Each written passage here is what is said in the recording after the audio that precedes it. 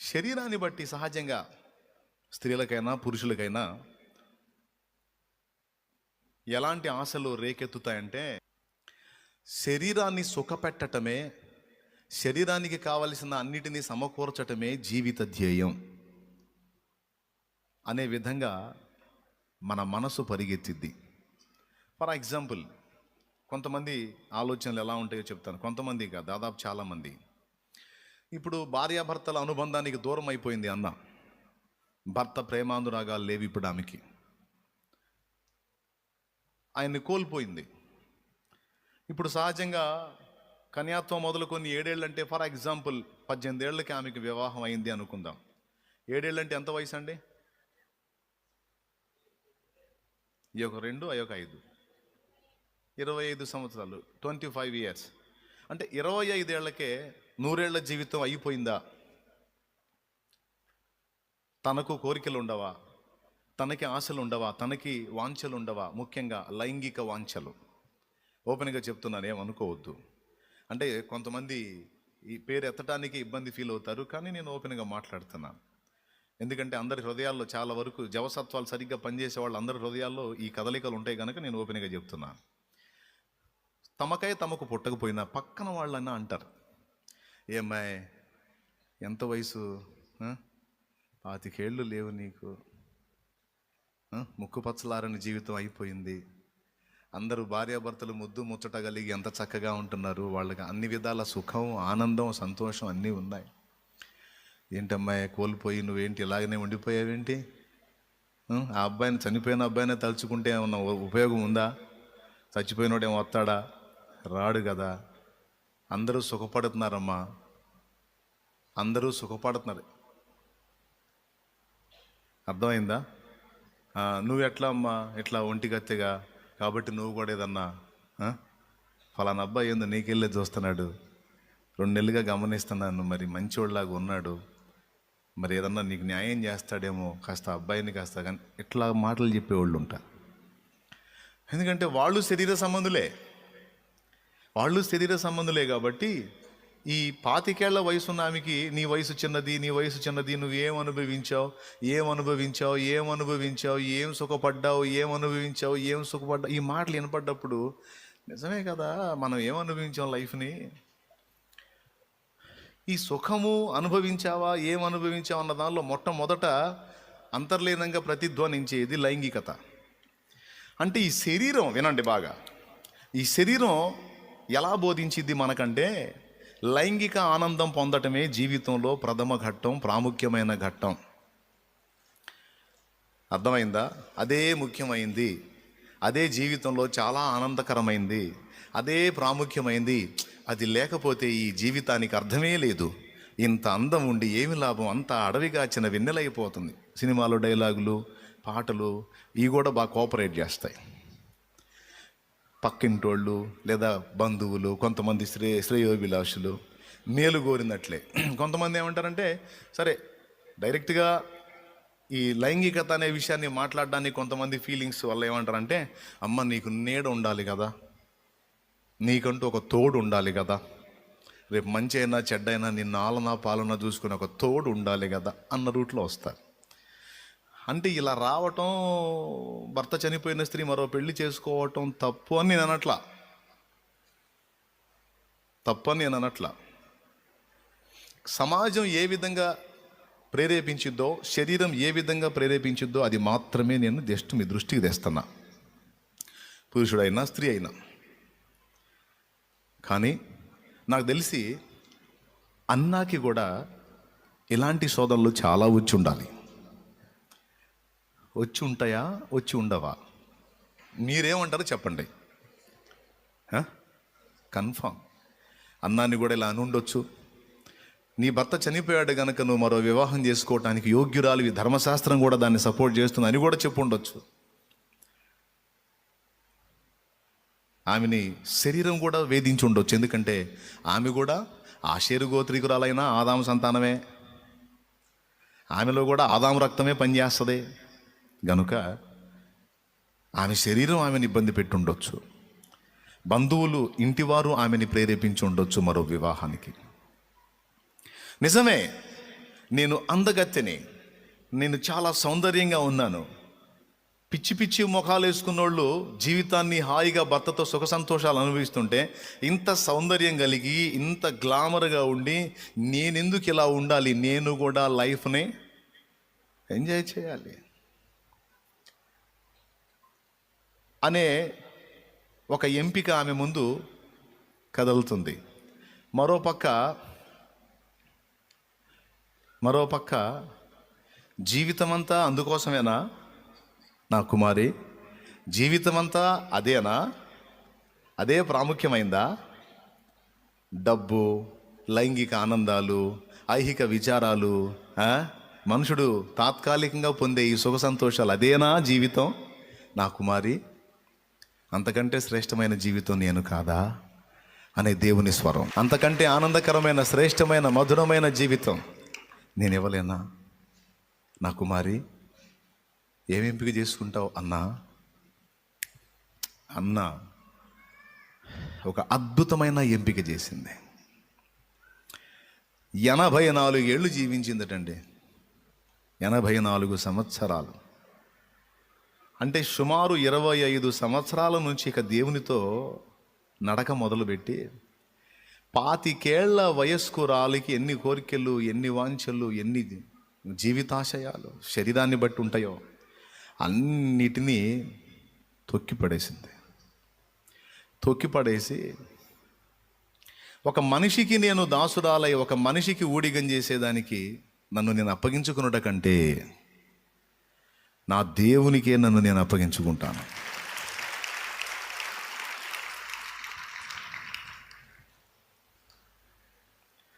ఎంత అద్భుతమైన ఎంపిక చెప్తా వినండి. ఇప్పుడు నేను ఇంకో పెళ్లి చేసుకుంటా. నాకు తగ్గోడు ఎవరో దొరుకుతాడు, చేసుకున్నాక వాని ఇంట్లోనే పడుండి వానికి ఊడిగం చేయాలిగా. వానికి కాళ్ళు వత్తాలి, వానికి పిల్లల్ని కనాలి, ఆ పిల్లల్ని పెంచి పెద్ద చేయాలి, వాడి వంశాన్ని నేను నిలబెట్టాలి, వాని వంశానికి నేను వృద్ధి కలిగించాలి. వానికి ఈ లైఫ్ని అప్పచెప్పేసి, ఈ తనువుని, ఈ ప్రాణాత్మలను అప్పచెప్పేసి వాని ఇంటనే పడుండి గూట్లో కూర్చొని ఆ పెట్టే ముద్ద వాడు తీసుకొచ్చి పెడితే తిని అట్లా బతికేసి లైఫ్ని అతనికి అప్పచెప్పటం ఒకటి. యెషయా గ్రంథంలో 54:5లో నిన్ను సృష్టించినవాడు నీకు భర్త అయి ఉన్నాడు. దేవునికి స్తోత్రం. నిన్ను సృష్టించినవాడు నీకు భర్త అయి ఉన్నాడని రాయబడి ఉంది కదా. నేనేదో ఒక నరుణ్ణి ఆశ్రయించి నరుడి దగ్గరికి వెళ్ళి వానికి ఊడిగం చేసి వాని వంశాన్ని వృద్ధి చేసి వానికి సేవ చేయటం కన్నా నేను నా దేవుని పాదాల చెంతకు వెళ్తాను. అదే నా అత్తగారిల్లు అనుకుంటా. దేవునికి స్తోత్రం కలుగును గాక. ఇప్పుడు నేను అత్తగారింటికి వెళ్తే ఇంట్లో నుంచి బయటికి రానిరుగా, అంతా ఇంట్లోనే. భర్త వెళ్ళి కష్టపడి తీసుకొచ్చి నాకు అన్ని సమస్తం ఇంట్లోకి తీసుకొస్తాడు. కాబట్టి ఆ ఇంటనే పడి నేను అన్ని పనులు చేయాలి. అదేదో దేవుని ఇంట్లోనే పడుంటా. దేవునికి స్తోత్రం కలుగును గాక. చూసారా ఎక్కడ పడి ఉంటాను? నా దేవుని ఇంట్లోనే పడుంటా. అదే అత్తగారిల్లు అనుకుంటా. అక్కడైనా నేను లోపలే గదిలోనే ఉండాలి. అదేదో నా దేవుని సన్నిధిలో వదిలిపెట్టకుండా నేను ఉంటే అక్కడ దొరికేదేమో ఈ లోకంలో ఈ జీవితం అది 40 ఏళ్ళలో 30 ఏళ్ళలో నడుస్తుంది. తర్వాత పోతాను. నేను పోయిన నాడు నా బంధాలు పోతాయి, నా అనుబంధాలు పోతాయి, నన్ను హత్తుకున్న వాళ్ళు, నేను కన్నోళ్ళు, నన్ను కన్న మొత్తం పోతారు. ఒంటరికత్తెని. నా చావులో ఎవరు నాకు తోడు రారు. అదే నేను నా దేవునికి జీవితాన్ని అంకితం చేశాను అనుకో, ఆయన ఇహమందును పరమందును కూడా నన్ను విడవడు కదా. నాకు శాశ్వతమైన యజమానుడు కదా. ఈ లోకంలో ఉన్నటువంటి వీరందరూ, ఇప్పుడున్నటువంటి ఈ భార్యాభర్తల అనుబంధాలన్నీ ఒకనాడు విచ్ఛిన్నమైపోతాయి కదా. ఎవరిదో వాళ్ళు తెంచుకొని వెళ్ళిపోతారు కదా. వెళ్ళిపోయినాడు అందరూ కలిసి అక్కడ చేరతారు కదా. అందరికీ తానే భర్త అయి ఉన్నాడు కదా. సంఘం అంతటికి తానే శిరస్సు కదా. సంఘము ఆయనకు భార్య కదా. అదేదో సచిన తర్వాత పోయి ఆయనకు వధువు అయ్యే కంటే ఈ జీవితాన్ని, ఈ యవన ప్రాయాన్ని ఆయనకి అంకితం చేస్తాను. ఆయన సన్నిధే నా అత్తగారిల్లు. ఆయనే నా యజమానుడు, నా ఏలినవాడు. Praise the lord. ఎందుకు ఈ మాట నేను ఊహించానంటే, చెప్పానంటే, దేవాలయమును విడువక రాత్రింబగళ్ళు ఉపవాసముల చేత ప్రార్థనల చేత దేవునికి సేవ చేయుచుండెను అనుంది. దేవాలయమును విడవలేదట. నిజమే, అత్తగారింటికి పోతే పద్దాకలే ఆడబడితే ఆడు బానిస్తారా? ఏమండి, నేను బయటికి పోయి ఇద్దేస్తానంటే ఒక్కొక్క భర్త కనీసం బోరింగ్ దగ్గర కూడా బానేడు, పంపు దగ్గర కూడా బానేడు. నేనేం చేస్తా ఉండు, లోపలే ఉన్నా అంటే ఇల్లు దాటి బయటికి రానివ్వరు కొంతమంది. అప్పటి రోజుల్లో ఆ సిస్టమ్ ఇంకా ఎక్కువగా ఉండేది. గుడారంలోనే ఉండాలంతా. అదేదో నా దేవుని గుడారంలోనే నేను ఉంటాను, ఆయన సన్నిధిలోనే నేను సేవ చేస్తాను, ఆయనే నా సమస్తం. ఒక మనిషికి నేను ఊడిగం చేస్తే అది వానితోనే పోతుంది. ఒక దేవునికి, ప్రభువుకి నేను ఊడిగం చేస్తే అది శాశ్వతంగా నిలిచుంటుంది. కాబట్టి మనుష్య సేవ కంటే కూడా ముందు నేను దేవుని సేవకే ప్రయారిటీ ఇస్తాను. అయ్యయ్యో, చిన్న ప్రాయం, కోరికలు ఎట్లా, వాంఛలు ఎట్లా, అయ్యయ్యో చాలామంది చాలా సుఖాలు అనుభవిస్తున్నారు, అయ్యో నీ లైఫ్ అంతా వ్యర్థమైపోతుంది కదా. నోరు ముయ్యవే శరీరమా, ముయ్యవే నోరు శరీరమా, మిడిసిపడే శరీరమా, ఉప్పొంగే శరీరమా, ఎంతవరకే నీ ఆనందం, నీ భోగం? ఏ రోగం రానంత వరకేనే. ఒక్క రోగం తగిలిందంటే అన్నీ పోతాయి. నీ లైంగిక ఆనందాలు పోతాయి, ఇచ్చలు పోతాయి, భోగాలు పోతాయి, రోగాలు వస్తాయి. ఎంత మాత్రమే, ఎన్ని సంవత్సరాలే అయినా, ఎన్ని సంవత్సరాలైనా తృప్తి ఉందే శరీరమా? ఆశ తీరిందే శరీరమా? ఇంతవరకు చాలు అనిపించిందే శరీరమా? తింటానే ఉన్నావు, తృప్తి లేదు, ఇంకా కొత్త కొత్త రుచులు కావాలి. కడతానే ఉన్నావు, తృప్తి లేదు, చూస్తానే ఉన్నావు, తృప్తి లేదు, వింటానే ఉన్నావు, తృప్తి లేదు. ఏమండి, అన్నా అనేటువంటి ప్రవక్తికి ఇవన్నీ ఎదురైనప్పుడు తన శరీరమును గద్దించింది. ఉప్పొంగుతున్న తన శరీరేచ్ఛలను కాలి కింద తొక్కి పట్టింది. ఇప్పుడు చెప్పండి, ఆమె సామాన్యురాలా, తక్కువదా? 2 ఎంపికలు తన ముందుకి దేవుడు తెచ్చినప్పుడు దేవుణ్ణే కోరుకుంది. అందుకు గాను ఆమెకి ఎంత ధన్యత దక్కిందో తెలుసా? ఈ విశ్వమును నిర్మించినటువంటి నిర్మాణకుడైన ప్రభు కన్యగర్భాన భూమి మీద పుట్టినప్పుడు ఎంతమందికి ఆ బాలుడై ఉన్న యేసును చూసే ఛాన్స్ లభించిందో లేదో నాకు తెలియదు. కానీ అన్నా మాత్రం ఈ విశ్వాన్ని నిర్మించిన వాణ్ణి తన చేతులతో ఎత్తుకునే ఛాన్స్ వచ్చింది. ఎంత ఆధిక్యత ఇచ్చాడో చూడండి. విశ్వాన్ని నిర్మించిన వాడు యేసు, ఆకాశ మహాకాశాలను నిర్మించినవాడు. కలిగి ఉన్నది ఏది ఆయన లేకుండా కలగలేదు. సమస్తము ఆయన ద్వారా, ఆయన మూలంగా, ఆయన యందు సృజించబడింది అని కొలసే పత్రిక 1:15 సాక్ష్యం ఇచ్చింది. ప్రియులారా, అలాంటి మహనీయుణ్ణి ఆమె చేతులతో ఎత్తి పట్టుకునే ఛాన్స్ వచ్చి, ఒక్కసారి కిందికి చదువునానా. రాత్రింబగళ్ళు దేవునికి సేవ చేయుచుండెను. ఆ తర్వాత కింది చదువు. ఆమె కూడా ఆ గడియలోనే లోపలికి వచ్చి దేవుని కొనియాడి యెరూషలేములో విమోచన కొరకు కనిపెట్టుచున్న వారందరితో ఆయనను గూర్చి మాట్లాడుచుండెను. అంతట వారు ప్రభు ధర్మశాస్త్రం. చూసారా, యేసును చూసింది, యేసును ముద్దాడింది, యేసుని హత్తుకుంది. అంతేకాదు, ఆమెకు బయలుపరచబడిన సత్యాన్ని అప్పుడే ఆయనను గూర్చి ప్రకటించటం మొదలుపెట్టింది. ఇప్పుడు యేసును గూర్చి శుభవార్త చాటిన వాళ్ళలో మొట్టమొదటి వ్యక్తి ఎవరో గుర్తించారా మీరు? యేసును గూర్చి మాట్లాడటం మొదలుపెట్టిన మొదటి వ్యక్తి ఎవరో గుర్తించారా? సుమయోను వచ్చాడు, మరియమ్మకు చెప్పాడు, జనానికి చెప్పాడు లేదు మనకి తర్వాత. కానీ అన్నా మాత్రం ఆయనను గూర్చి జనులతో మాట్లాడిందట. యేసును గూర్చి మొట్టమొదట ఇతరులకు పరిచయం చేసే ఛాన్స్, ఆయన్ని ఎత్తుకొని ముద్దాడే ఛాన్స్ మామూలు విషయమా? అమ్మో, విశ్వ నిర్మాణకుడు, మనల్ని నిర్మించినోడండి. మనకి ముక్కు తయారు చేసి ముక్కులో గాలి వాయువును నింపినోడు యేసయ్య. ఆయన్ని పట్టుకునే ఛాన్స్ వచ్చింది ఆమెకి. కదా.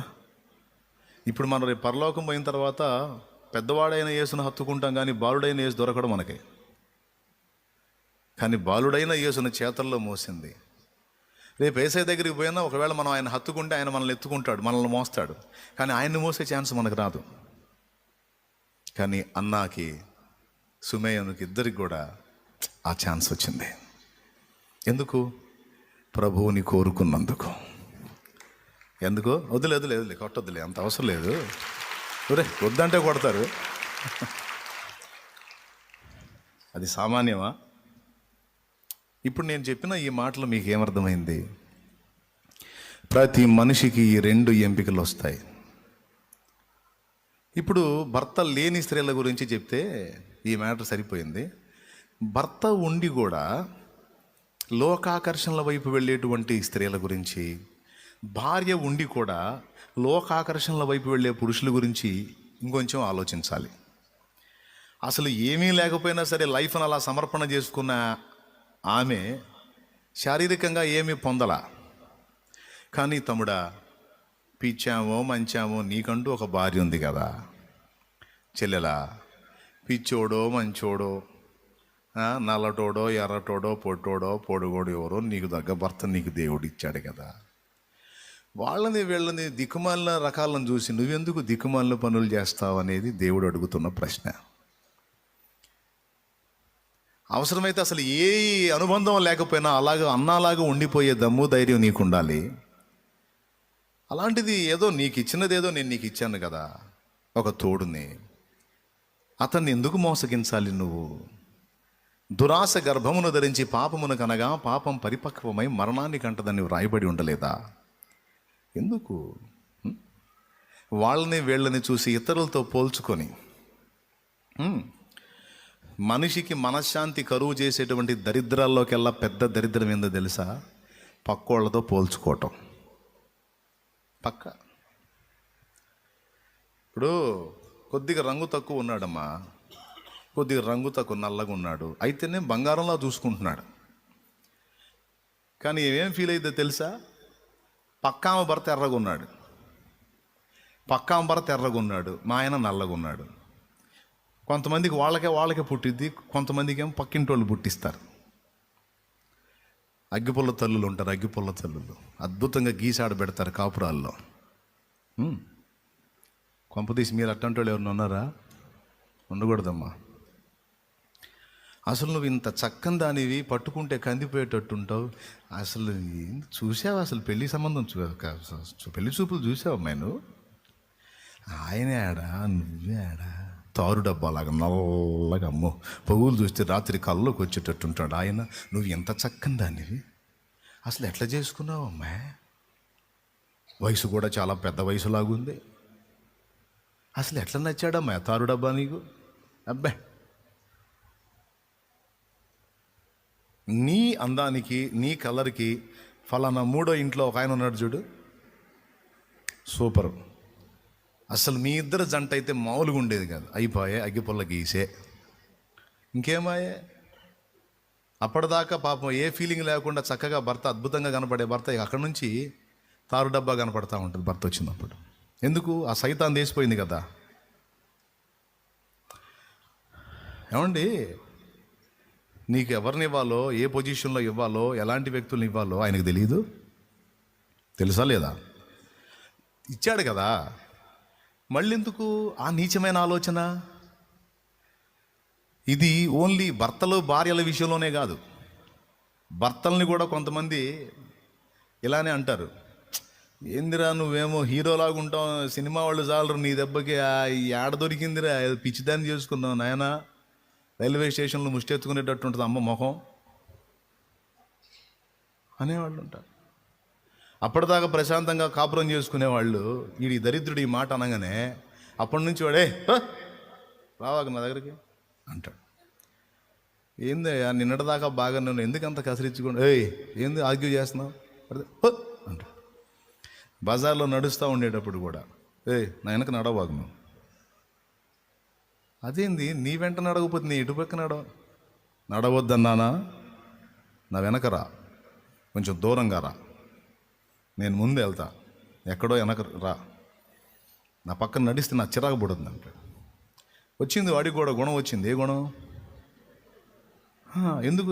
వాడు చెప్పాడు అనమాట, ఫలానోడి భార్య ఉంది చూడరా, హైట్ వెయిట్ రంగు, నీ పర్సనాలిటీకి ఆ అమ్మాయి అన్నట్టయితే సూపర్ ఉండేదిరా.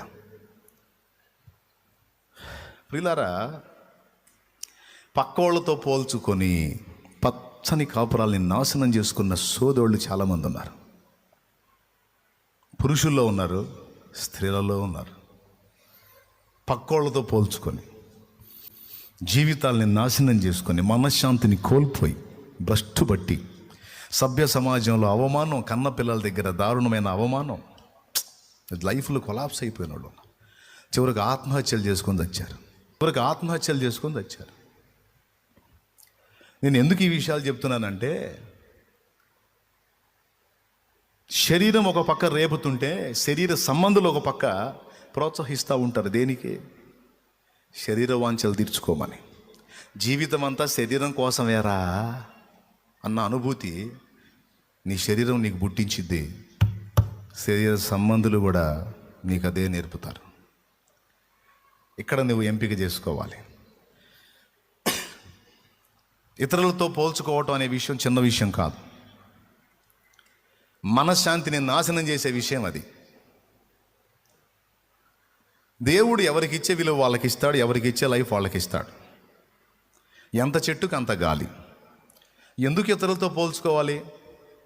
నీకున్న స్థాయి ఏదో నీకుంది. ఇప్పుడు ఉదాహరణకండి, నల్లగొన్నావు నువ్వు, ఎర్రటోడిని చూసి గందరగోళం అయిపోతే నువ్వు ఎరుపవుతావా? కావుగా. నీకు ఇచ్చిన కలర్ ఎవరిచ్చారు నీకు? ఆ కోటింగ్ ఎవరు వేశారు నీకు? ఆ బొమ్మని, నీ బొమ్మను ఎవరు తయారు చేశారు? సృష్టికర్త చేశాడు. నన్ను ఎర్రగా ఎందుకు చేయాలా, నల్లగా ఎందుకు చేసావని అడిగితే ఆయన ఏం చెబుతాడు? నాకు నువ్వు నల్లగా ఉంటేనే నచ్చుతావురా, నాకు నీ కలరే ఇదే నాకు నచ్చింది, నాకు ఇట్లానే నువ్వు ఇష్టం అంటాడు. కుండలు చేసేవాడు నల్ల మట్టితో చేస్తాడు, నల్ల కుండలు వస్తాయి తెలుసా మీకు? ఎర్ర మట్టితో చేస్తాడు, ఎర్ర కుండలు వస్తాయి. నల్ల కుండ అడిగిద్దా, ఎందుకయ్యా కుమ్మరి నన్ను అట్లా చేయలేదు, ఎట్లా చేసావంటే ఏమైంది? పగిలిపోద్ది. ఏం పగిలిద్ది? కుండ పగిలిద్ది. ఎందుకు ఎగస్టాలు దానికి? సృష్టికర్త ఇష్టం. క్రైస్తలో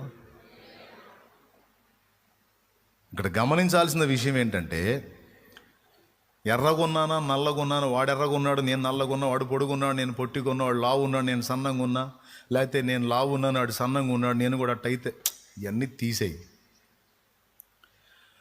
వాడు 4 ఎకరాలు కూడా సంపాదించాడు, నేను 4 సెంట్లు కూడా, ఇది తీసేవయా, తీసే. నీకు ఉండటానికి తినటానికి ఇచ్చాడా లేదా? లేకపోతే అడుగు దేవుడిని. నీకు కావాల్సిన సహాయం న్యాయంగా జరిగిందా లేదా? అదనంగా దేవుడు ఏదన్నా ఆయన చిత్తమైతే చూసుకుంటాడు. నీకు చెప్తున్న వార్త ఏంటంటే, నువ్వు ఇతరులతో పోల్చుకోవద్దు. పోల్చుకొని నీ మనస్సుని పాడు చేసుకో.